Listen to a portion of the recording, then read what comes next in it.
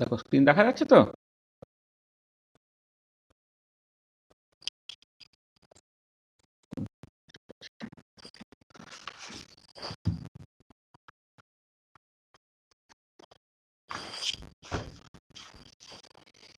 দেখো, তাহলে আমরা ইলেকট্রিক্যাল প্রপার্টিজ অফ মলিকুলসের একটা ক্লাস আমাদের হয়ে গিয়েছিল।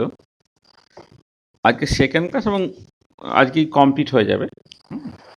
তারপর আমি নিউমেরিক্যাল প্রবলেমের একটা সেট দিয়ে দেবো, সেই নিউমেরিক্যাল প্রবলেমগুলো তোমরা একটু বাড়িতে কষবে আর কি। দেখো, আগের দিনে আমরা যেটা করেছিলাম, লাস্ট যে পার্টটা করেছিলাম, যে ক্লসিয়াস মোশনের ডিবাই ইকুয়েশনটাকে করেছিলাম। আচ্ছা, ক্লসিয়াস মোশনের ডিবাই ইকুয়েশনের কিছু লিমিটেশনের কথা বলা হয়েছিল। সেটা ছিল এই যে ক্লসিয়াস মোশটি ডিবাই ইকুয়েশন অনুযায়ী, ডিবাইটা ভুল, ক্লসিয়াস মোশটি ইকুয়েশন, ক্লসিয়াস মোশটি ইকুয়েশনটা আমরা করেছিলাম। ক্লসিয়াস মোশটি ইকুয়েশনের যেটা লিমিটেশন ছিল সেটা মূলত টু ফোল্ড। একটা ছিল হচ্ছে যে ক্লসিয়াস মোশটি ইকুয়েশন অনুযায়ী থিওরিটিক্যালি যে টোটাল মোলার পোলারাইজেশন পিএম, তার যে ভ্যালু প্রেডিক্ট করা হয়েছে পোলার মলিকুলের ক্ষেত্রে কিন্তু অ্যাকচুয়াল ভ্যালুটা তার থেকে অনেক বেশি। নন পোলার মলিকুলের ক্ষেত্রে ব্যাপারটা ঠিক আছে, কিন্তু পোলার মলিকুলের ক্ষেত্রে experimental value of total molar polarization is much greater than the value predicted by the Clausius Mossotti equation. আর একটা ইম্পর্টেন্ট পয়েন্ট, যে নন পোলার মলিকুলের ক্ষেত্রে টোটাল মোলার পোলারাইজেশন সেটা টেম্পারেচার ইন্ডিপেন্ডেন্ট, কিন্তু পোলার মলিকুলের ক্ষেত্রে তোমার টোটাল মোলার পোলারাইজেশন কিন্তু টেম্পারেচার বাড়ানোর সাথে সাথে কমে যাচ্ছে। তাহলে তার মানে এটা দাঁড়াচ্ছে যে পোলার মলিকুলের ক্ষেত্রে ক্লসিয়াস মোশটি ইকুয়েশন কোনোভাবেই তোমার ঠিকঠাক রেজাল্ট দিচ্ছে না। সেই জন্যে তোমাকে আর একটা ইকুয়েশন তোমাকে ভাবতে হবে, সেটা আলটিমেটলি ক্লসিয়াস মোশটি ডিবাই ইকুয়েশন হবে, তার আগে ডিবাই ইকুয়েশনটা একটুখানি দেখে নিতে হবে। ডিবাই equation,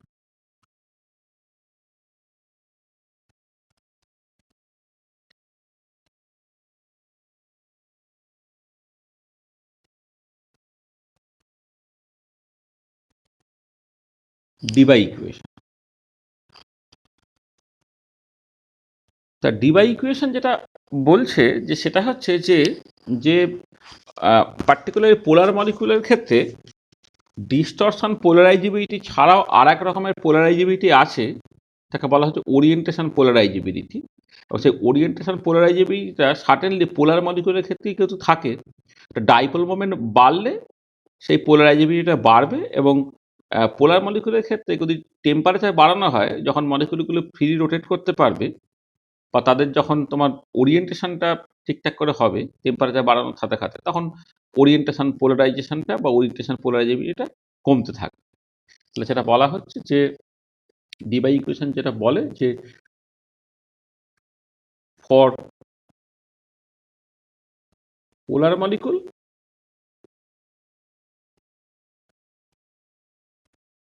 there is another polarizability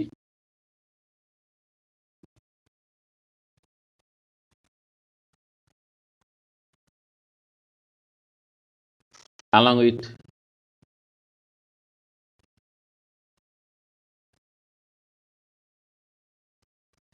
distortion or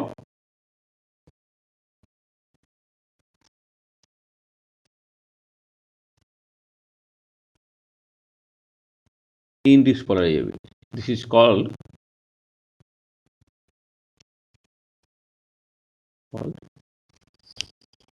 orientation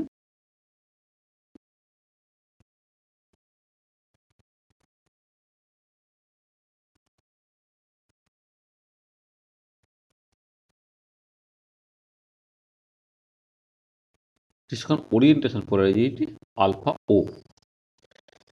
আচ্ছা, এবারে এই আলফা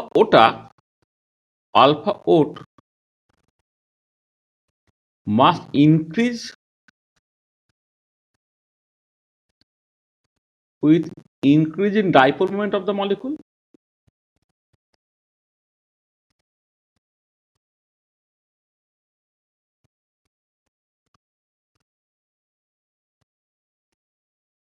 ডাইপোল মোমেন্ট বাড়ার সাথে সাথে সার্টেনলি বাড়বে, কারণ এটা পোলার মলিকুলের ক্ষেত্রে শুধুমাত্র আছে। মানে ইন্ডিভিজুয়াল যে ডাইপোলগুলো, তার ডাইপোল মোমেন্ট সার্টেনলি তোমার তার ডাইপোল মোমেন্টের উপর নির্ভর করবে। আর এটা হচ্ছে মাস্ট ডিক্রিজ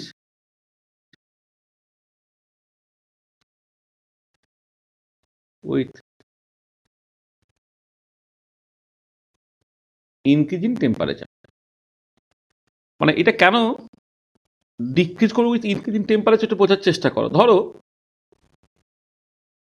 তোমার এই যেটা আমি আগের দিনে আলোচনা করেছিলাম যখন ওরিয়েন্টেশন পোলারাইজেশন নিয়ে কথাবার্তা বলেছিলাম, এইটা ধরো ইন অ্যাবসেন্স অফ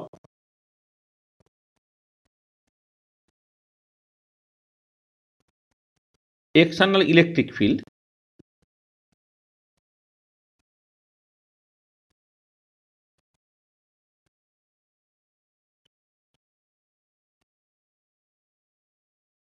তাহলে পোলার মলিকুলের ক্ষেত্রে ইন্ডিভিজুয়াল ডাইপোলগুলো আছে, সেই ইন্ডিভিজুয়াল ডাইপোলগুলো তারা র্যান্ডামলি ওরিয়েন্টেড থাকবে।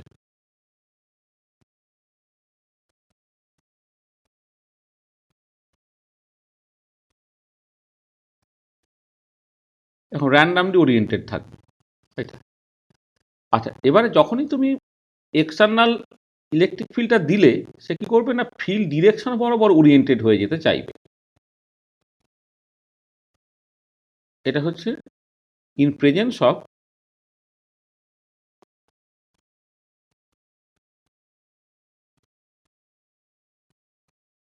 এক্সটার্নাল ইলেকট্রিক ফিল্ড, সে কি করবে না এই একটা পার্টিকুলার দিকে সে ওরিয়েন্টেড হয়ে যেতে চাইবে।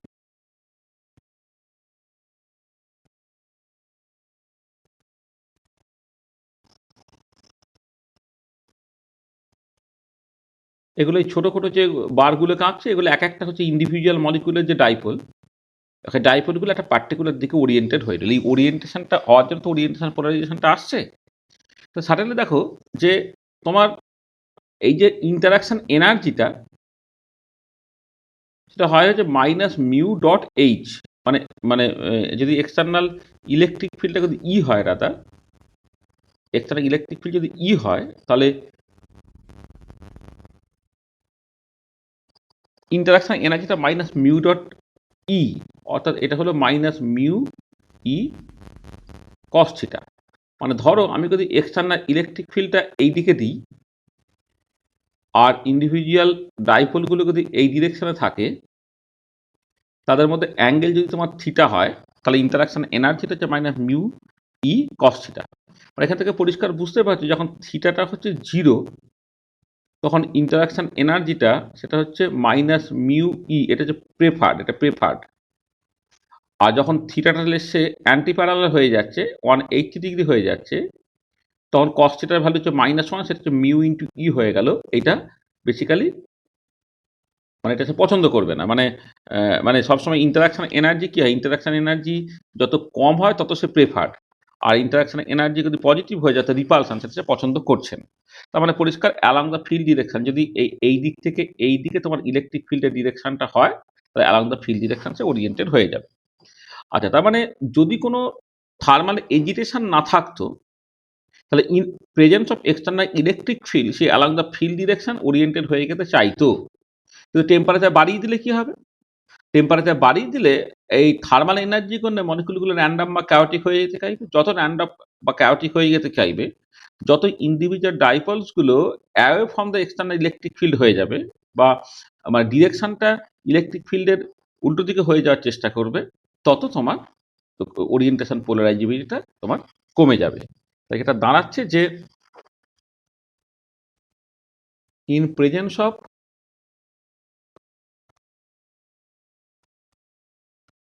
External electric field, individual dipoles will be oriented along the field direction। এটা এটা with increase in temperature,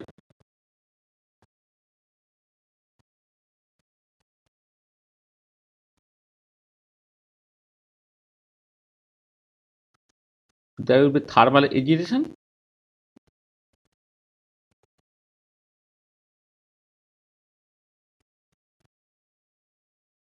agitation, the molecules will rotate and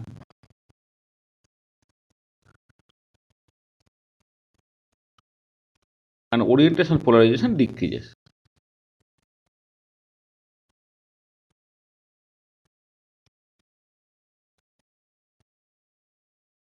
orientation polarisation তোমার ডিক্রিজ করছে। ঠিক আছে, তাহলে বুঝতে পারলে যে যদি কোনো টেম্পারেচার না থাকতো বা টেম্পারেচার কম থাকতো, তাহলে এই ইন্টারাকশন এনার্জিটাই সব কিছু দিয়ে গাইডেড হতো। ইন্টারাকশন এনার্জি সব কিছুকে কন্ট্রোল করতো, এবং সেই অনুযায়ী তুমি দেখতে পাচ্ছ ফিল্ড ডিরেকশন বরাবর ওরিয়েন্টেড হলে সে প্রেফার্ড হয়, কারণ তখন ইন্টারাকশন এনার্জিটা নেগেটিভ হচ্ছে, তখন সেটা পছন্দ করবে। তাহলে এইরকমভাবেই থাকার কথা।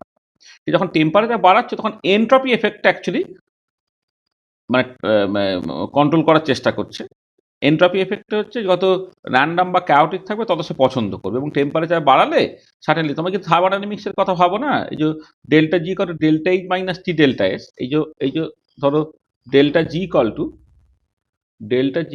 Delta h minus t delta s, তার প্রথমে ইন্টারাকশন এনার্জি অর্থাৎ ডেল্টা এইচটা কন্ট্রোল করছিল, তারপরে ডেল্টা এই টেম্পারেচার বাড়ালে এই টার্মের ম্যাগনিটিউডটা বাড়বে।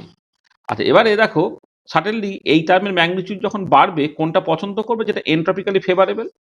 দেখো এই যে এই দিক থেকে বাঁদিকে আসা যেটা অর্থাৎ ওরিয়েন্টেড ছিল, সেখান থেকে র্যান্ডাম কায়োটিক হয়ে যাওয়াটা তো এন্ট্রপিক্যালি ফেভারেবল। তাই এন্ট্রপিক্যালি ফেভারেবল মানে এই ডান দিক থেকে বাঁদিকে আসার চেষ্টা করবে, আর যখন বাঁ দিকে আসার চেষ্টা করবে কিছু কিছু ডাইপোল মোমেন্ট একে অপরকে ক্যান্সেল করার চেষ্টা করবে, সেইগুলো তোমার ওরিয়েন্টেশন পোলারাইজেশনটা একটু তোমার কমে যাবে। এইটা আস্তে আস্তে ডমিনেট করবে, সেকেন্ড টার্মটা ডমিনেটস অ্যাট হাই টেম্পারেচার। তাহলে বোঝা গেল যে কেন টেম্পারেচার বাড়ালে ওরিয়েন্টেশন পোলারাইজিবিলিটি এটা অ্যাকচুয়ালি কমবে, এটা পরিষ্কার। কোনো অসুবিধা আছে এটা? ঠিক আছে, মানে টেম্পারেচার বাড়ালে যে ওরিয়েন্টেশন পোলারাইজিবিলিটি এটা কমবে সেটা বুঝতে পারলে তো? এইটা তাহলে তাহলে এবারে এই যে জিনিসটা মাথায় রেখে যে ডাইপোল মোমেন্ট বাড়লে ওরিয়েন্টেশন পোলারাইজিবিলিটি বাড়বে, আর টেম্পারেচার বাড়লে হচ্ছে ওরিয়েন্টেশন পোলারাইজিবিলিটি কমবে, সেটাকে মাথায় রেখে যেটা হলো যে ডিবাই ইকুয়েশনটা কি দাঁড়াচ্ছে না, ওরিয়েন্টেশন পোলারাইজেশন বা পোলারাইজিবিলিটি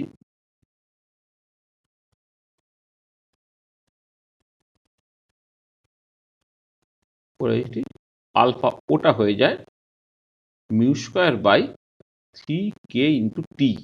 এখানে কেটা হচ্ছে বোল্টজম্যান কনস্ট্যান্ট, আলফা হচ্ছে মিউ স্কোয়ার বাই 3kT। এটা হ্যাঁ, this is the Debye equation.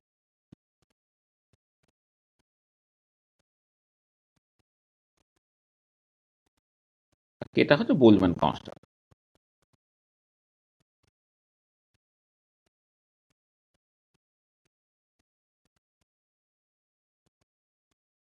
যেটা হচ্ছে বোল্টজম্যান কনস্ট্যান্ট। আচ্ছা আচ্ছা, তাহলে যেটা দাঁড়াচ্ছে যে ফর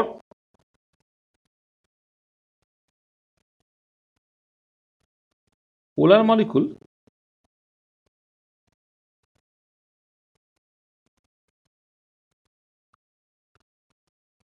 টোটাল পোলারাইজিবিলিটি আলফা, সেটা কত হবে না alpha distortion plus alpha orientation, অর্থাৎ alpha atomic plus alpha electronic plus alpha orientation, এই তিনটে জিনিসই তোমার থাকবে। তাহলে এবারে আমরা যখন ক্লসিয়াস মৌসুটি ইকুয়েশন লিখেছিলাম তখন ওরিয়েন্টেশন পোলারাইজেশনটা ছিল না, তো ওরিয়েন্টেশন পোলারাইজেশনটা ইনক্লুড করলে আমি যে ইকুয়েশনটা পাবো তাকে বলা হচ্ছে ক্লসিয়াস মৌসুটি ডিবাই ইকুয়েশন।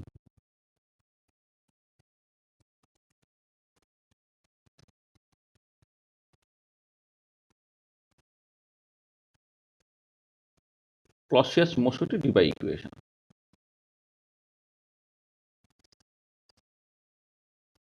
মানে সংক্ষেপে সিএমডি ইকুয়েশন।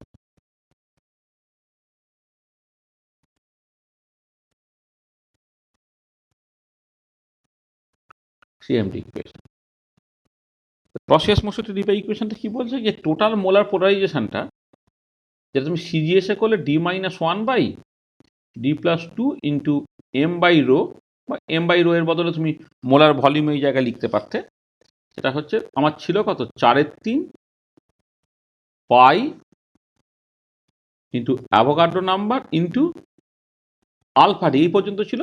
তার সঙ্গে জুড়ে গেল আলফা ওটা, অর্থাৎ mu square by three k T পার্টটা তোমার জাস্ট জুড়ে গেল। তাহলে এইটা হলো যেটা, এটা হচ্ছে তোমার ক্লসিয়াস মোশনের ডিবিএ ইকুয়েশনের সিজিএস ইউনিট।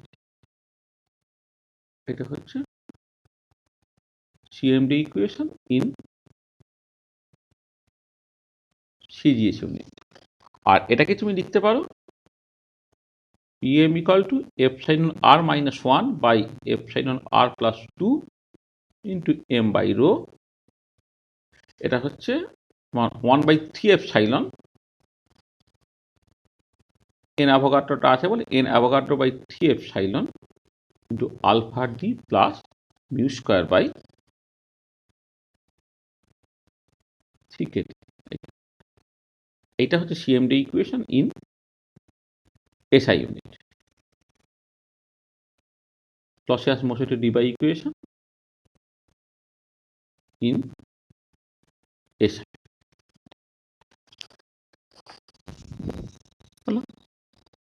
আচ্ছা, এবারে দেখো এখানে যে তুমি যদি এই যে কোনো একটা জায়গা থেকে, ধর আমি এসআই থেকেই যদি বলি, এসআই এই যদি বলি, তাহলে এখানে পিএমটাকে তুমি লিখতে পারছো a plus b by t এর মতো লিখতে পারছো, যেখানে এটা হচ্ছে N Avogadro by 3 epsilon into alpha d, আর বিটা হচ্ছে N Avogadro mu square by 9 epsilon k. N Avogadro mu square by 9 epsilon k যদি তুমি ধরে নাও, তাহলে এ আর বি তুমি পেয়ে গেলে। তা দেখো এখান থেকে তুমি পরিষ্কার দেখতে পেলে যে যদি তুমি প্লট করো টোটাল মোলার পোলারাইজেশনটাকে as a function of 1/t, তাহলে তুমি একটা ছবি পাচ্ছ এরকম দেখতে, যেখানে তুমি খেয়াল করো, দেখো এই ইন্টারসেপ্ট যেটা, ইন্টারসেপ্টটা হচ্ছে তোমার ইয়ে যেটা, আর স্লোপটা হচ্ছে তোমার ইকুয়াল টু বি। তার মানে this indicates the variation of total molar polarization as a function of temperature। তাহলে টেম্পারেচার ফাংশন হিসেবে পিএমটা টি এর সঙ্গে কেমন করে ভ্যারি করছে এটা তুমি পরিষ্কারভাবে দেখতে পাবে। ঠিক আছে? আচ্ছা, এবারে এখানে কতগুলো জিনিস দেখো,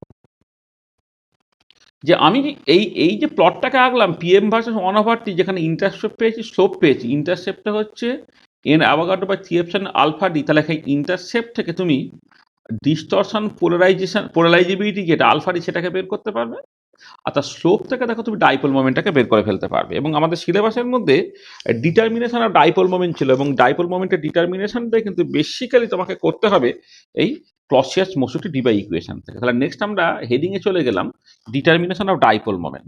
ডাইপোল মোমেন্ট বের করার অনেক রাস্তা আছে, এইটা হচ্ছে one of the important way যা দিয়ে তুমি ডাইপোল মোমেন্টটাকে ডিটারমাইন করতে পারো। তাহলে নেক্সট আমি হেডিংটা পাল্টে দিই, যে determination of dipole moment.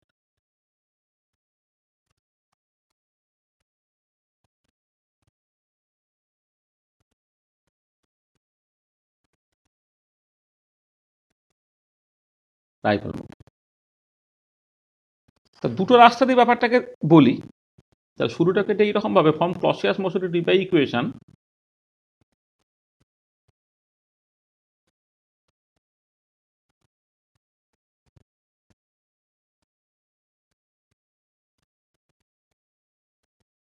Clausius Mossotti Debye equation p m equal to, যে কোনো একটাতে আমি ধরো এসআই না হয় লিখছি, epsilon r minus 1 by epsilon r plus 2 into m by rho. এটা হয়ে গেল n Avogadro by 3 epsilon alpha d plus mu square by 3 এটি। এটা তাহলে অর তুমি এটাকে লিখলে কি pm equal to a plus b/t, এরকমভাবে লিখলে, যেখানে এটা হচ্ছে n Avogadro alpha d by C epsilon. আচ্ছা, এপসাইলন জিরো, আমি এপসাইলন বলছি, আগেটা এপসাইলন জিরো লিখেছিলাম তো, ও এগুলো সব এপসাইলন জিরো, হ্যাঁ, constant,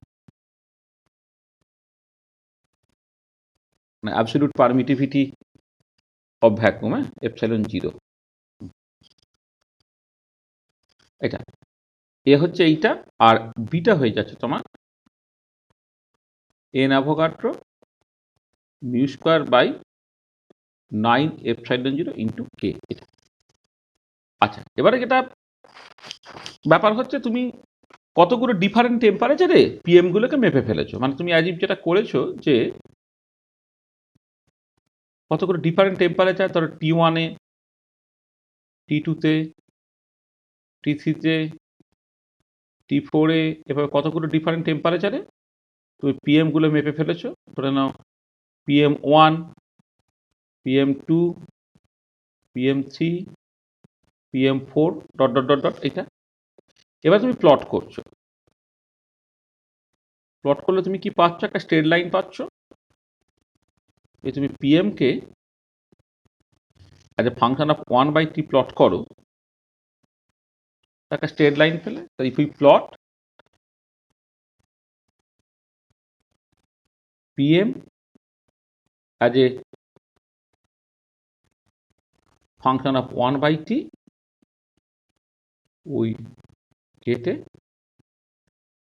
straight line with intercept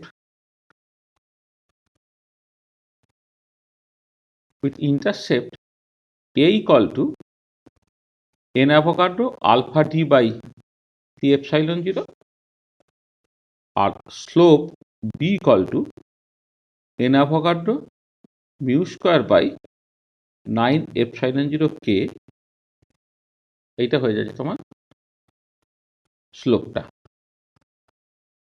এটা এপসাইলন 9 epsilon 0 k, এটা। আচ্ছা, এবারে দেখো এই স্লোপটা হচ্ছে তোমার বি। এখানে ইন্টারসেপ্ট কথাটা বলে দিই, ইন্টারসেপ্ট ইকুয়াল টু এ।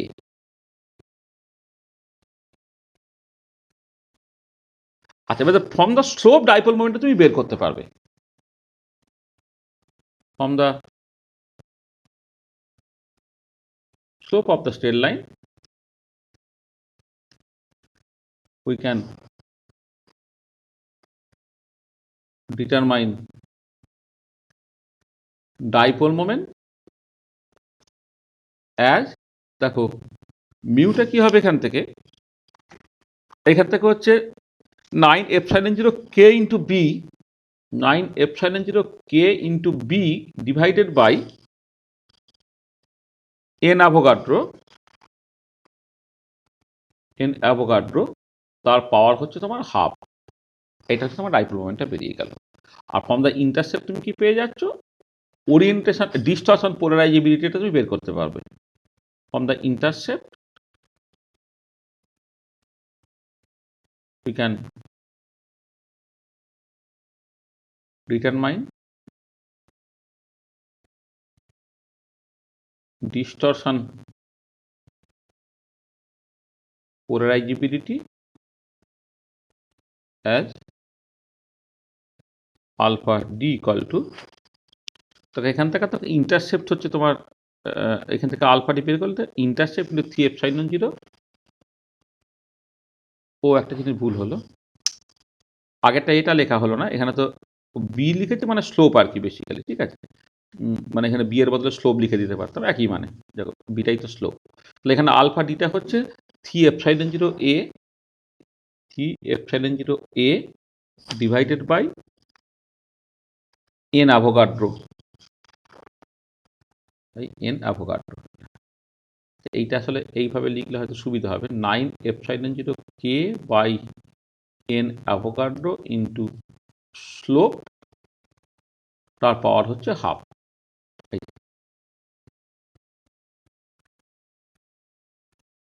আর এখানে হচ্ছে তোমার আলফা টিটা হচ্ছে 3ε0/n অ্যাভোগাড্রো ইন্টু ইন্টারসেপ্ট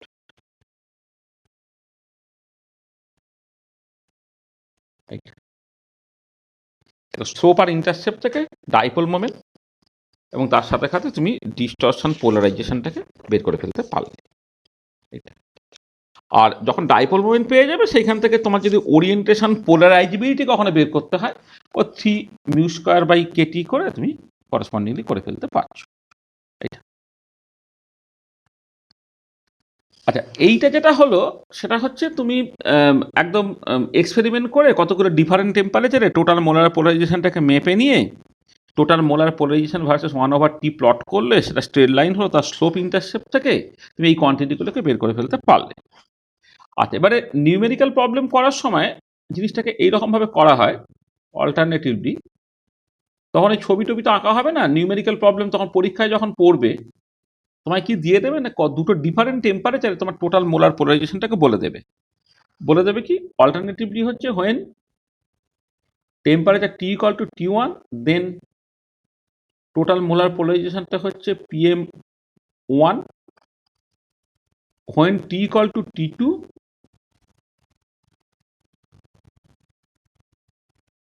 দেন টোটাল মোলার পোলারাইজেশনটা হচ্ছে PM2। এইটা আচ্ছা, এবারে from Clausius Mossotti Debye equation PM যেহেতু তোমার A প্লাস B/T, তাহলে এইটা যখন 1 লিখলে এটা 1 লিখলে, যখন PM2 তখন সেটা A প্লাস B/T2 হলো। এইটা ধরো একটা ইকুয়েশন, এটা আর একটা ইকুয়েশন। ফ্রম ইকুয়েশন 1 and 2 কি পাচ্ছ? ফ্রম ইকুয়েশনস 1 and 2 দেখো PM1 মাইনাস PM2 সেটা হয়ে যাচ্ছে B into 1/T1 minus 1/T2, দেন থেকে বিটা হয়ে গেল PM1 minus PM2 divided by 1/T1 minus 1/T2। আচ্ছা আচ্ছা, বিটা কি এবারে? বিটা ছিল তো n অ্যাভোগাড্রো μ²/9k ইন্টু 9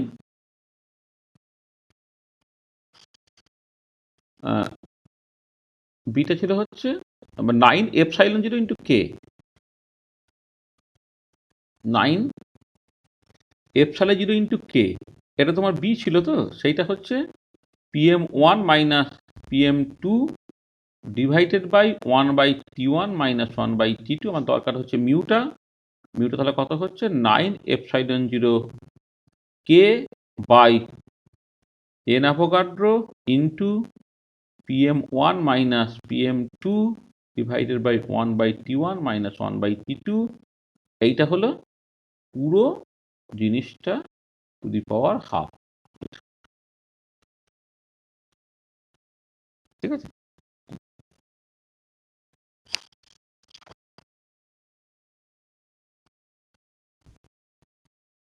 ঠিক আছে। তাহলে দেখো এইখান থেকে তুমি এই যে কোনো নিউমেরিক্যাল প্রবলেম করার সময় তুমি এই ফর্মুলা ব্যবহার করে ডাইপোল মোমেন্টটাকে মেজার করবে। মানে তোমাকে দুটো different temperature total molar polarisation value বলে দেওয়া থাকবে, তাহলে এই ফর্মুলা ব্যবহার করে তুমি ডাইপোল মোমেন্টটাকে বের করে ফেলতে পারবে। তাহলে দেখো, তাহলে ক্লসিয়াস-মুসোটি ডিবাই ইকুয়েশন ব্যবহার করে কেমন করে ডাইপোল মোমেন্ট বের করতে হয় এবং তার নিউমেরিক্যাল প্রবলেম করার সময় কোন ফর্মুলা অ্যাকচুয়ালি তুমি ব্যবহার করবে সেটা তুমি এখানে দেখতে পাবে।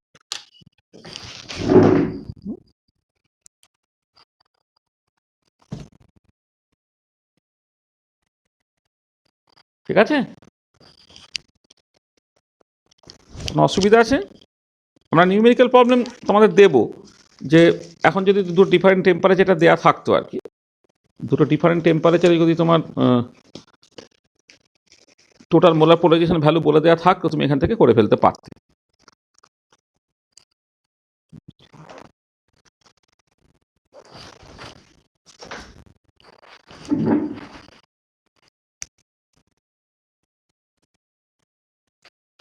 ঠিক আছে, আচ্ছা। এবারে এই ডি বাই ইকুয়েশন সম্বন্ধে আর একটা কথাবার্তা বলি, যে ডি বাই ইকুয়েশনটা ভ্যালিড হচ্ছে যদি তোমার সলভেন্ট এবং সলিড যদি নন পোলার হয় তখন বেসিক্যালি ভ্যালিড, মানে যেখানে ইন্টারাকশনসটা খুব কম বা ভেরি ডাইলিউট সলিউশন যখন তখন ভ্যালিড, কিন্তু যদি খুব বেশি ইন্টারাকশনস থাকে বা যখন কনসেন্ট্রেটেড সলিউশন হয় তখন কিন্তু ডি বাই ইকুয়েশনটা ভ্যালিড হয় না। তাহলে এটা একটুখানি বলে নিই যে Debye equation is valid for ideal or ideally dilute solution. For non-ideal solution, when there is a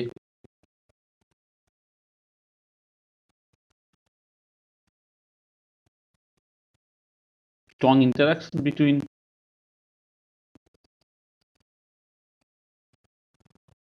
solvent and solute, then this equation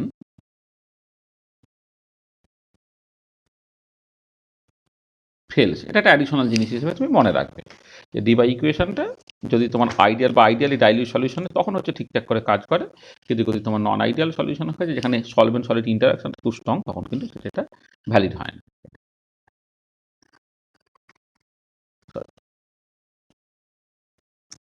আচ্ছা আচ্ছা, এবারে সলিউশনের ক্ষেত্রে ডি বাই ইকুয়েশনটা তুমি কেমন করে ব্যবহার করবে? দেখো, in solution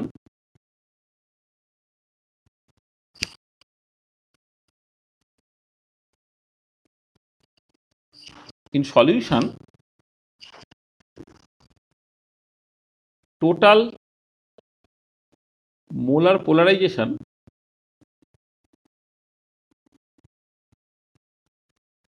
can be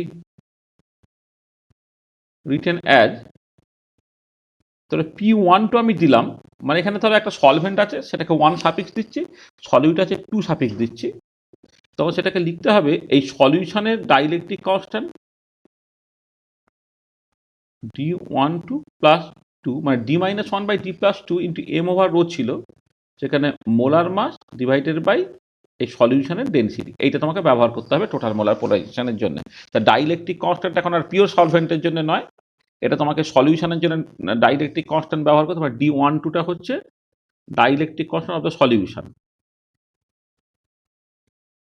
dielectric constant of the solution. আর এম বারটা যেটা হচ্ছে সেটা average molar mass, average molar mass. Rho 1-2টা হচ্ছে তোমার ডেনসিটি, মানে অ্যাভারেজ ডেনসিটি, বা অ্যাভারেজ ডেনসিটি বললে হবে না, বা ডেনসিটি অফ দ্য সলিউশন আর কি, ডেনসিটি অফ দ্য সলিউশন,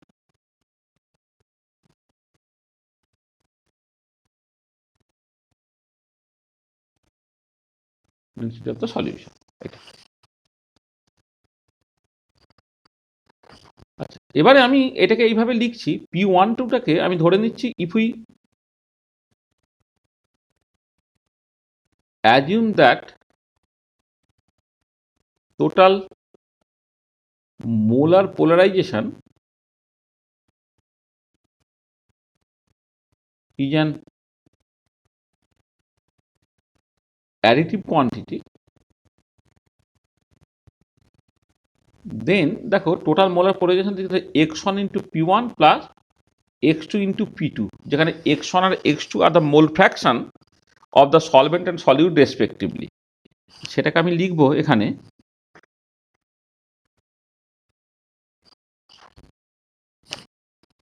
মানে এটাকে এক কাজ করে এটাকে P12টাকে তুমি তাহলে এইরকমভাবে লিখলে।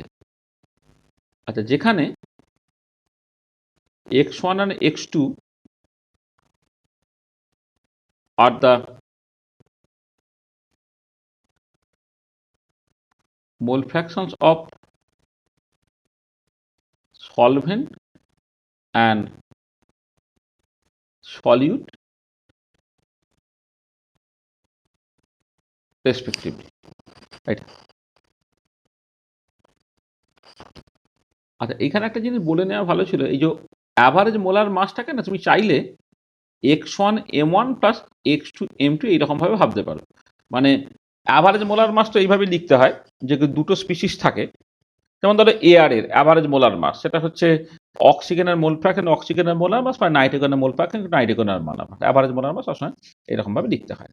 তাহলে p1 2টা হচ্ছে x1 p1 plus x2 p2।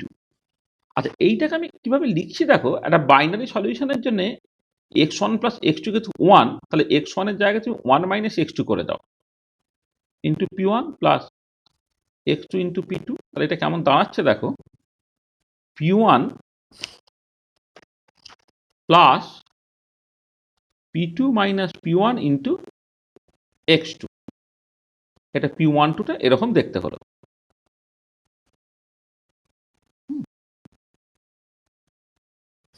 আচ্ছা, এবারে আমি যদি একটা প্লট করি,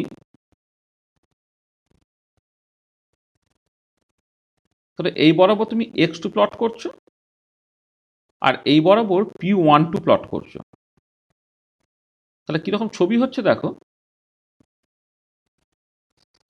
একটা স্ট্রেট লাইন হচ্ছে, হ্যাঁ, এই স্ট্রেট লাইনটার তুমি এই যে ইন্টারসেপ্টটা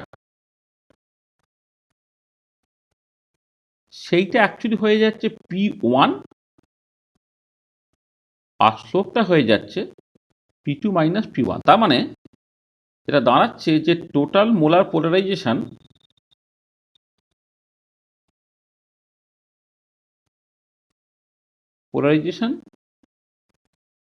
ফর দ্য সলভেন্ট p1টা হচ্ছে at the limit f2 tends to 0 p12 এর ভ্যালুটা, তাই না? মানে যে মানে x2টা যখন 0 দিকে যাচ্ছে তখন ইন্টারসেপ্ট অর্থাৎ p12 এর ভ্যালুটা সেটা হচ্ছে p1, এইটা যেটাই basically intercept of p12 versus x2 plot. আর যদি সলিউটের জন্য ক্যালকুলেট করো, total molar polarisation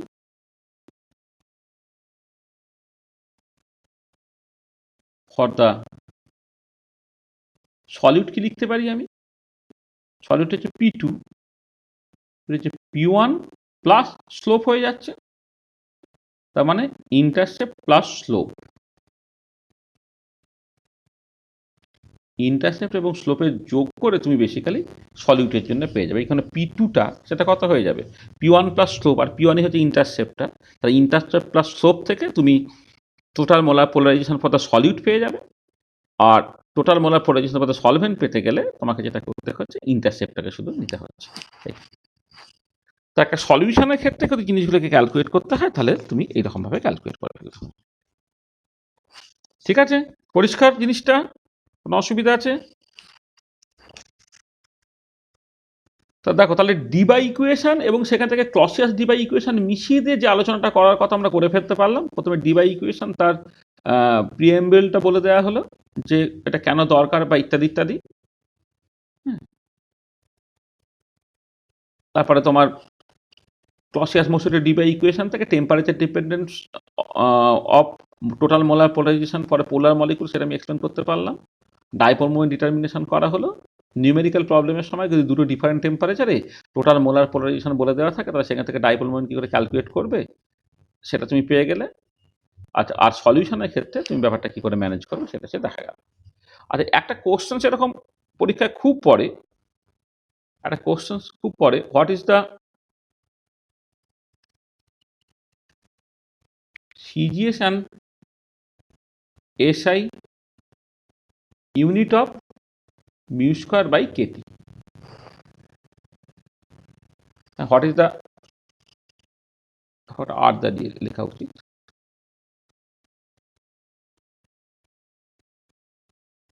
What are the CGS and SI units of mu square by KT? এটা।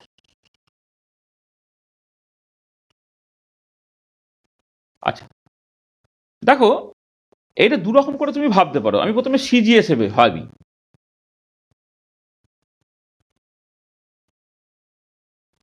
in CGS unit system.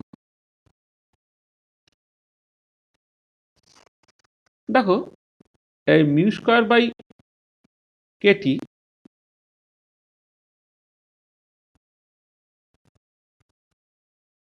মিউটা হচ্ছে ডাইপোল মোমেন্ট। ডাইপোল মোমেন্টের ইউনিট কি? ESU centimetre তার square divided by কেটিটাকে একসাথে তুমি ভাবতে পারো, হ্যাঁ, কেটিটা একসাথে তোমার এনার্জি রিপ্রেজেন্ট করে, অথবা তুমি ভাবতে পারো এটা আর্গ পার কেলভিন আর টেম্পারেচারটা কেলভিনে। তাহলে কি হচ্ছে? ESU square centimetre square divided by erg. আচ্ছা, আর্গ মানে কি? 9 সেন্টিমিটার উপরে ইএসইউ স্কয়ার সেন্টিমিটার স্কয়ার হলো। আচ্ছা, এবারে দেখো আমরা তোমার কুলম্বস ল থেকে পড়েছিলাম ফোর্সটা, সেটা হচ্ছে ইএসইউ স্কয়ার সেন্টিমিটার স্কয়ার, সেটাই basically dyne. Dyne divided by মানে সরি মানে মানে 1 minute, ESU square centimetre by -2 মানে হচ্ছে বেসিক্যালি তোমার ডাইন। তাহলে আমি এই দিকে লিখে দিই। তাহলে এটা হয়ে গেল, দেখো ইএসইউ স্কয়ার, এইটা উপরে একটা চলে গেলে সেন্টিমিটার হলো, আর ডাইন মানে কত? ইএসইউ স্কয়ার সেন্টিমিটার টু পাওয়ার -2, তাহলে হয়ে গেল দেখো সেন্টিমিটার কিউব। এইটা মানে ডাইন মানে তোমার যদি কুলম্বস লটাকে খেয়াল করে রাখো, ফোর্স ইকুয়াল টু কি হয়? Q1 Q2 by R square. তার মানে ডাইনটা সেটা হচ্ছে ইএসইউ স্কয়ার সেন্টিমিটার টু পাওয়ার -2। ডাইনের জায়গায় ইএসইউ স্কয়ার সেন্টিমিটার টু পাওয়ার -2 করলাম, সেখান থেকে সেন্টিমিটার কিউব বেরিয়ে গেল। এটা আচ্ছা, অল্টারনেটিভলি তুমি ব্যাপারটাকে ভাবতে পারো, অল্টারনেটিভলি মানে এ দেখো ডি বাই ইকুয়েশন তোমাকে হেল্প করছে যে মিউ স্কয়ার বাই 3 কেটি হচ্ছে ওরিয়েন্টেশন পোলারাইজেবিলিটি। তাহলে mu square by KT represents polarizability. মানে মিউ স্কয়ার বাই 3 কেটি যদি পোলারাইজেবিলিটি রিপ্রেজেন্ট করে, তাহলে mu square by KTO polarizability represent করবে। সেখানে hence in CGS mu square by KT has the unit of volume equal to centimetre cube. তাহলে দুটোই আমি বলে দিলাম। আর এবার ইন এসআইএ করলে কি হবে? ইন এসআই ইউনিট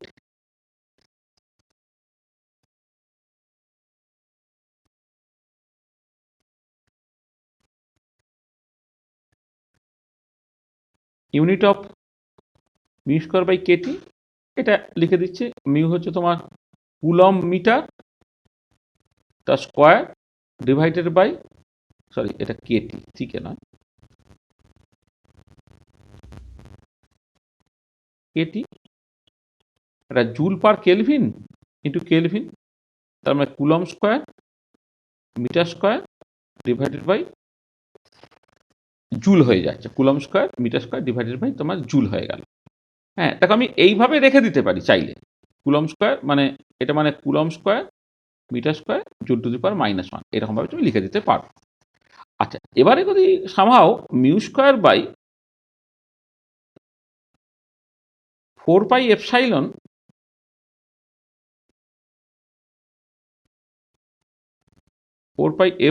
0 কেটি এরকম একটা জিনিস তোমাকে ক্যালকুলেট করতে হয়, তাহলে সেটা কি হয়ে যাবে? Coulomb square metre square divided by coulomb square newton inverse metre to the power -2, আর কেটিটা জুল ছিল, জুল মানে হচ্ছে নিউটন মিটার। এইটা তাহলে দেখো এখন এটা মিটার কিউব হয়ে যাচ্ছে, সেটা হচ্ছে ইউনিট অফ ভলিউম হয়ে যাবে, তখন সেটা ইউনিট অফ ভলিউম হয়ে যাবে। তাহলে যাকে সিজিএস বা এসআই ইউনিট যদি তোমার পড়ে, তুমি কিন্তু করে ফেলতে পারছো, এবং সেটা ভলিউম হওয়ার কথা, কারণ আমি জানি মিউ স্কয়ার বাই কেটি সেটা পোলারাইজেবিলিটি রিপ্রেজেন্ট করে, তাকে যদি 4 পাই এপসাইলন যদি ভাগ করে সেটা ভলিউমের ইউনিট হয়। আমরা আগের দিনে পোলারাইজেবিলিটি ইউনিট নিয়ে যখন কথাবার্তা বলেছিলাম তখন এটা অটোমেটিক্যালি দেখেছি। চলো, নেক্সট যেটা আমরা আলোচনা করব সেটা হচ্ছে যে ভেরিয়েশন অফ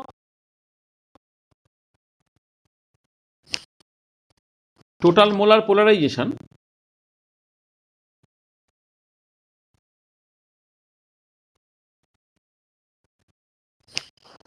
উইথ ফ্রিকোয়েন্সি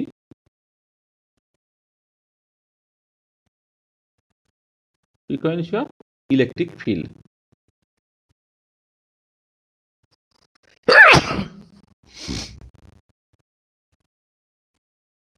আচ্ছা, এখানে তো ইলেকট্রিক ফিল্ডটা বেসিক্যালি পাচ্ছ তোমার লাইট থেকে, ঠিক আছে? আচ্ছা, দেখো যদি তুমি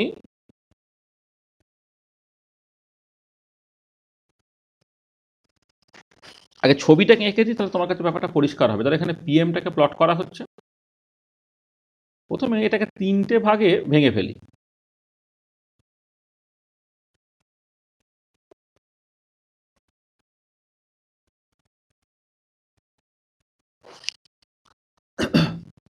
এইটা মোটামুটিভাবে এই এদিকে ফ্রিকোয়েন্সিটাকে প্লট করা হচ্ছে। এইটা 10⁻12 হার্জের মতো, এটা 10⁻14 হার্জের মতো, এইটা। আচ্ছা, তাহলে যখন 10⁻12 হার্জের থেকে নিচে হচ্ছে তখন দেখা যাচ্ছে টোটাল মোলার পোলারাইজেশন সবটাই আছে। আচ্ছা, এবারে যখন তোমার 10⁻12 হার্জ ক্রস করে গেল তখন দেখা গেল জিনিসটা কমলো। একটুখানি করে আঁকি।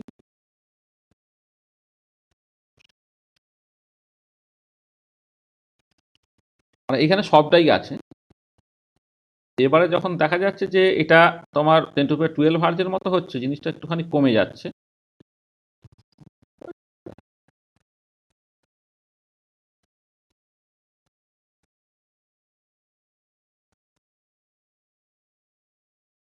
এটা কমে যাচ্ছে।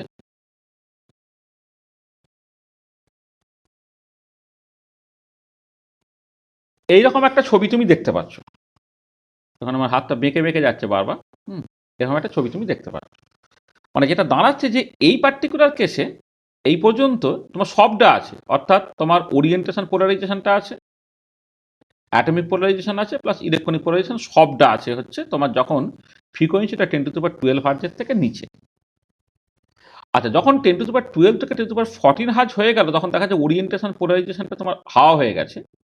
ওরিয়েন্টেশনটা পোলারাইজেশনটা হাওয়া হয়ে গিয়ে শুধু থাকছে হচ্ছে অ্যাটমিক এবং ইলেকট্রনিক, এই পার্টটা শুধু থাকছে।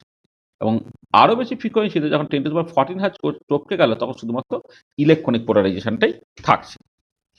আসলে ব্যাপারটা যেটা দাঁড়াচ্ছে যে যখন ফ্রিকোয়েন্সিটা তোমার less than 10⁻12 hertz, then all the three polarization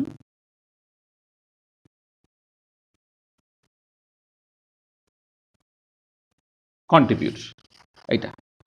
আচ্ছা, এবারে যখন ফ্রিকোয়েন্সিটা 10⁻12 হার্জের থেকে বেশি হয়ে গেল করে 10⁻14 হার্জ পর্যন্ত হয়ে গেল, তখন যেটা দাঁড়াচ্ছে যে এই যে মানে এই ফ্রিকোয়েন্সিটা যখন একটু বেড়ে গেছে, দেখো একটা মলিকুলার ওরিয়েন্টেশন পোলারাইজেশনটা দেখাতে গেলে তাকে কি করতে হবে না, তাকে তো প্রপারলি রোটেটটাকে করতে হবে, এবং রোটেট করার জন্য যে টাইম পিরিয়ডটা সেটা 10⁻12 10⁻12 সেকেন্ড অনওয়ার্ডস আর কি, মানে 10⁻12 সেকেন্ডের থেকে একটু বেশিতে সে বেসিক্যালি রোটেট করে ফেলছে আর কি।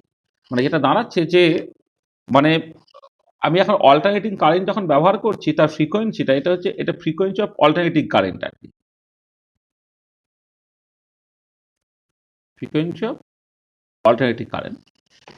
এবারে জিনিসটা কি হচ্ছে যে ধরো তুমি এই এসির মানে অল্টারনেটিং কারেন্টের একটা পার্টিকুলার ফেজে ইলেকট্রিক ফিল্ড একদিকে কাজ করছে, সেই দিকে মলিকুলটা ওরিয়েন্টেড যদি হয় তাহলে তুমি ওরিয়েন্টেশন পোলারাইজেশনটা পাবে। তার মানে স্যার ওরিয়েন্ট করতে একটা সময় লাগে, কিন্তু যদি এমন হয়ে যায় যে ওরিয়েন্ট করার আগেই ইলেকট্রিক ফিল্ডের ডিরেকশনটা পাল্টে গেল, তা তুমি কি বললে, তুমি বললে ডান দিকে ঘোরো, ডান দিকে ঘোরার আগেই তুমি বলে বাঁ দিকে ঘোরো, তাহলে কি হচ্ছে, তুমি তো কনফিউজড হয়ে গেলে, তুমি তো ডান দিক বাঁ দিক কোনো দিকে তখন যেতে পারবে না। হ্যাঁ, আমি বলে ডান দিকে বাঁ দিকে তুমি তো কনফিউজ হয়ে যাচ্ছ। তার তোমাকে ডান দিকে যেতে বলা হচ্ছে, অর্থাৎ ইলেকট্রিক ফিল্ড তোমায় বলছে তুমি ডান দিকে চলো, তো তার ঘোরার জন্য যে টাইমটা লাগে সেই টাইমটা তোমাকে অ্যালাউ করতে হবে, কিন্তু তার আগেই যদি তুমি ফ্রিকোয়েন্সিটা পাল্টে দাও সেটা করতে পারবে না। তাহলে যখন তোমার এই ফ্রিকোয়েন্সিটা 10⁻12 হার্জ ক্রস করে গেল তখন কি হচ্ছে, এই যেটা মলিকুলগুলো রোটেট করতে পারছে না, মানে ওরিয়েন্টেশন পোলারাইজেশনটা ভ্যানিশ করে যাচ্ছে। তখন যেটা হচ্ছে যে ওরিয়েন্টেশন পোলারাইজেশন ভ্যানিসেস। কেন? কারণ এই সময় 1/, ফ্রিকোয়েন্সি যেটা সেটা তোমার less than average life time, তখন হচ্ছে 1/, ফ্রিকোয়েন্সি, এটা 1/, ফ্রিকোয়েন্সির একটা টাইম পিরিয়ড দেয়। এইটা হচ্ছে তোমার এই যে রোটেশনের জন্য যে অ্যাভারেজ লাইফ টাইম, হ্যাঁ, সেটা বেশি দ্যান 1/nu। এইটা তার মানে এটা দাঁড়াচ্ছে যে যে সময়ে পোলারিটি পাল্টে গেছে সেই সময় মলিকুলটা রোটেট করার সময় পাচ্ছে না, কেন ওরিয়েন্টেশন পোলারাইজেশনটা ভ্যানিশ করে যাচ্ছে। আর এবারে যদি ফ্রিকোয়েন্সিটা তোমার let's say greater than 10^14 hertz হয়, তখন ওরিয়েন্টেশন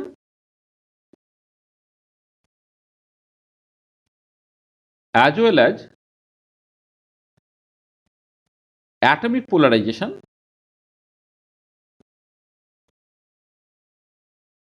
ভ্যানিশ করে যাচ্ছে। কেন? কারণ তখন ফ্রিকোয়েন্সিটা ইভেন লেস, মানে 1/, ফ্রিকোয়েন্সি, অর্থাৎ তার করসপন্ডিং টাইমটা ইজ লেস দ্যান এই rotation as well as time period for vibration. এবারে অ্যাটমিক পোলারাইজেশন দেখাতে গেলে মলিকুলটা তো নিউক্লিয়াসের ভাইব্রেশনের জন্য তো তোমার বেসিক্যালি অ্যাটমিক পোলারাইজেশনটা আসছে। এবারে সেই এক্সটার্নাল ইলেকট্রিক ফিল্ডের প্রেজেন্সটাকে ফিল করে কোনো একটা মলিকুলের ক্ষেত্রে অ্যাটম বা নিউক্লিয়াসগুলো যে একটা দিকে আরেকটা দিকে ডিফর্ম হবে বা ডিস্টর্টেড হবে, ডিস্টর্টেড হওয়ার আগেই যদি তার পোলারিটি পাল্টে যায় তাহলে সেইটাকে দেখাতে পারবে না। সেখানে এখানে ভাইব্রেশনের যে টাইম স্কেল বা রোটেশনের যে টাইম স্কেল, হ্যাঁ, তার তুলনায় এই যে 10^14 হার্জ যেটা তখন ফ্রিকোয়েন্সি হচ্ছে, অর্থাৎ 10^-14 হার্জ টাইমে তার পোলারিটিটা পাল্টাচ্ছে। 10^-14 হার্জের তুলনায় এই রোটেশন বা ভাইব্রেশনের টাইম স্কেলটা কিন্তু বেশি। বেশি বলে তখন মানে রোটেশন বা ভাইব্রেশন সে ফিল করতে পারছে না। সেই জন্যে তার সঙ্গে ওরিয়েন্টেশনের সঙ্গে, সঙ্গে অ্যাটমিক পোলারাইজেশনটাও তোমার বেসিক্যালি থেকে যাচ্ছে। তাহলে যেটা হচ্ছে যে above nu greater than 10^14 hertz only electronic polarization exist. এটা মাথায় রাখতে হবে। তার মানে total molar polarization versus frequency যদি প্লট করো তাহলে স্টেপ ওয়াইজ এটা কমবে। 10^12 হার্জ পর্যন্ত সবাই থাকবে। 10^12 থেকে 10^14 হার্জ পর্যন্ত তোমার ওরিয়েন্টেশন পোলারাইজেশনটা ভ্যানিশ করে যায়, শুধুমাত্র অ্যাটমিক পোলারাইজেশনটা থাকে। আর 10^14 হার্জের পরে শুধুমাত্র ইলেকট্রনিক পোলারাইজেশনটা তোমার থাকবে। তাহলে এই ভেরিয়েশনটা এবং তার যে পসিবল এক্সপ্লানেশন যেটা, সেই এক্সপ্লানেশনটা আমরা বললাম সেটা তুমি মাথায় রাখবে। তাহলে এটা কথা হচ্ছে কি 10^14 হার্জের পরে তোমার শুধুমাত্রই কিন্তু ইলেকট্রনিক পোলারাইজেশনটা থাকছে বা ইলেকট্রনিক পোলারাইজেবিলিটিটা শুধুমাত্র এক্সিস্ট করছে। আচ্ছা, এবারে ওই সময়ে তুমি একটা ইম্পর্টেন্ট ইকুয়েশন ব্যবহার করবে যাকে বলবে লরেঞ্জ ইকুয়েশন।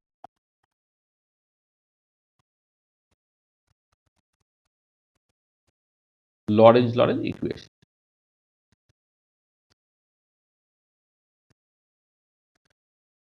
লরেঞ্জ ইকুয়েশনটাকে এটা বলা যায় টোটাল ইলেকট্রনিক পোলারাইজেশন, যেটা সেটাকে টোটাল মোলার রিফ্র্যাকশন বলা হয়। Total electronic polarisation or total molar refraction, এটাকে আর এম দিয়ে এক্সপ্রেস করা হচ্ছে। সেটা বেসিক্যালি d-1/d+2 m/ρ, যেমন যেমন লিখতে হয় সেরকম তুমি লিখলে। এক মিনিট,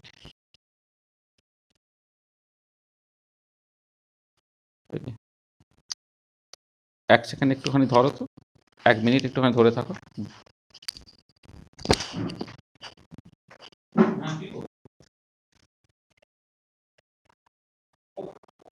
আবার ভুলে গেছি, এটা ক্লাসটা নিয়ে করছি।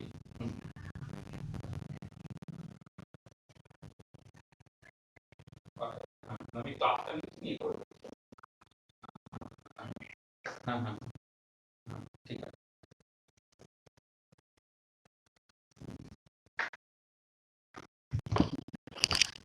হ্যাঁ, হ্যালো, শোনা যাচ্ছে কথা না কেটে গেল? হ্যালো, আচ্ছা দেখা যাচ্ছে তো? হ্যাঁ, হ্যাঁ, আসলে হ্যাঁ। আচ্ছা, যেটা বললাম যে এই যে মোলার রিফ্র্যাকশন বা টোটাল ইলেকট্রনিক পোলারাইজেশন যেটাকে আর দিয়ে এক্সপ্রেস করা হয়, সেটা হচ্ছে d-1/d+2 m/ρ। এইটা আমি লিখবো তখন কত?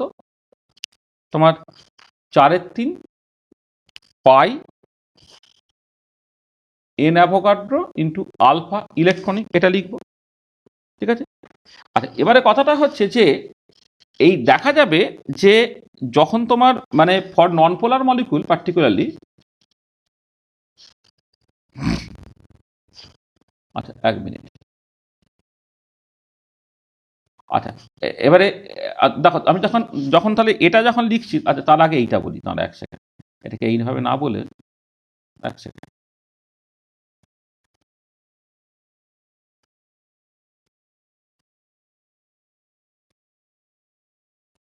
মোলা পড়েছেন পরে দেখো।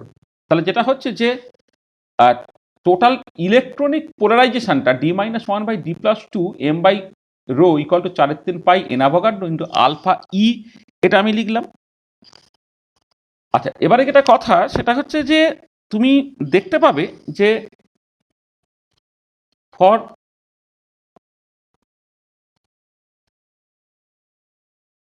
নন পোলার মলিকুল ডিটা অ্যাপ্রক্সিমেটলি এন স্কোয়ারের সঙ্গে সমান হয়, হোয়েন মানে হোয়ার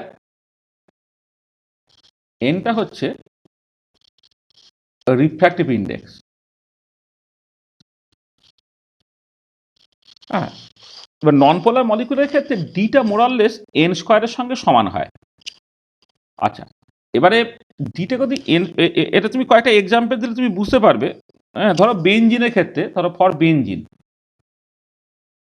বেনজিনের ক্ষেত্রে ডি এর ভ্যালু হয় হচ্ছে তোমার 2.27, আর রিফ্র্যাক্টিভ ইন্ডেক্সের ভ্যালু হচ্ছে 1.5। কারণ পরিষ্কার দেখো এখানে ডিটা মোরাললেস ইকুয়াল টু এন স্কোয়ারের সঙ্গে সমান আছে। এন স্কোয়ার মানে হচ্ছে 2.25, আর উত্তর হচ্ছে 2.25। এটা কিন্তু পোলার মলিকুলের ক্ষেত্রে কিন্তু এটা ভ্যালিড নয়, বা this is not true, but this is not true for polar molecule. যেমন ধরো ফর ওয়াটার, ডি যেখানে হচ্ছে 78-এর কাছাকাছি, সেখানে এন এর ভ্যালুটা কত? 1.33, মানে পরিষ্কার এখানে ডিটা কোনো রকমভাবেই হচ্ছে এন স্কোয়ারের সঙ্গে সমান নয়। তার মানে এই একটা ইম্পর্টেন্ট ইনফরমেশন, সেটা হচ্ছে এই যে ডাইইলেকট্রিক কনস্ট্যান্টটা পার্টিকুলারলি পোলার নন পোলার মলিকুলের ক্ষেত্রে রিফ্র্যাক্টিভ ইন্ডেক্সের স্কোয়ারের সঙ্গে তোমার সমান হয়ে যায়। আচ্ছা, এবারে ডিটাকে যদি এন স্কোয়ার দিয়ে রিপ্লেস করে দাও, তাহলে N square minus 1/n² + 2 m/ρ, এইটাকে বলা হচ্ছে আর এম। এইটাই হচ্ছে তোমার টোটাল মোলার রিফ্র্যাকশন। এবার দেখো এই টোটাল মোলার রিফ্র্যাকশন আর ইলেকট্রনিক পোলারাইজেশন দুটো ভ্যালু খুব কাছাকাছি। কারণটা কি? কারণ তুমি অ্যাটমের ক্ষেত্রে জানো যে ইলেকট্রনিক পোলারাইজেশনটাই 95%, অ্যাটমিক পোলারাইজেশন মাত্র 5%। তার নন পোলার মলিকুলের ক্ষেত্রে তো ওরিয়েন্টেশন পোলারাইজেশন নেই, আছে হচ্ছে ইলেকট্রনিক এবং atomic.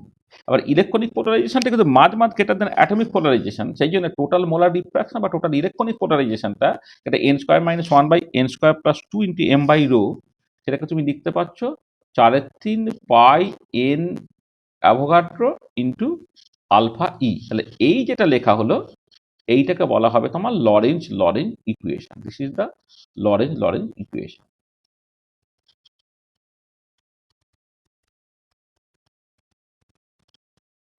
This is the Lorentz equation. লরেঞ্জের একটাই টি থাকবে, একটাই টি থাকবে না। This is the Lorentz equation. তাহলে যেটা দাঁড়াচ্ছে যে টোটাল মোলার রিফ্র্যাকশন, এই টোটাল মোলার রিফ্র্যাকশনটা হচ্ছে total electronic polarisation, total molar electronic polarisation, total molar electronic polarisation, সেটা হচ্ছে n²-1/n² + 2 × m/ρ, সেটা হচ্ছে 4/3 pi into N Avogadro into alpha e. এটা হচ্ছে স্যাটারডে সিজিএস এ করলে, এটা হচ্ছে ইন সিজিএস, আর ইন এসআই এ করলে তো একই। মানে শুধু তফাৎটা হয়ে যাচ্ছে আর এমটা তোমার N square minus one by N square plus two M by rho, এটা তো যেমন আছে রয়েই গেল, এটাকে তোমায় লিখতে হবে N Avogadro by C epsilon zero into alpha, এটা এসআই বলে।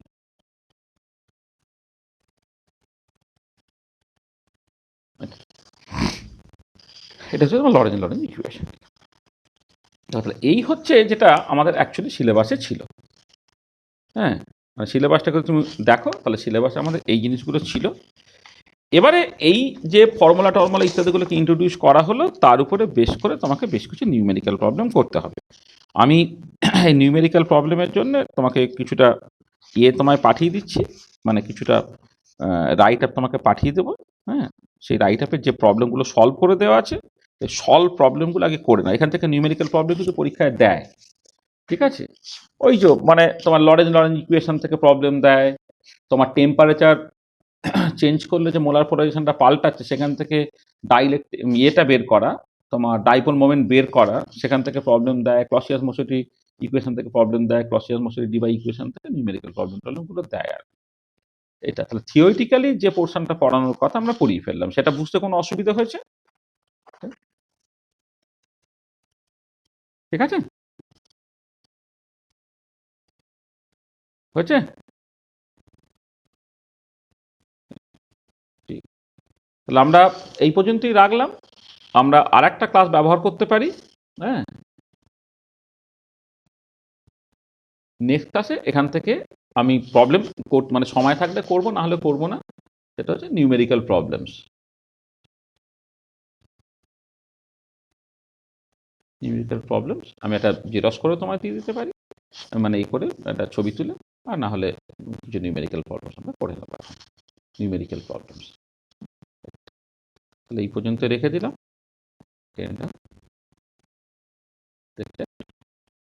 ইলেকট্রিক্যাল প্রপার্টিজ মলিকিউলসের মধ্যে মোটামুটি যতখানি পোর্শন থাকে আমরা পড়িয়ে ফেলি।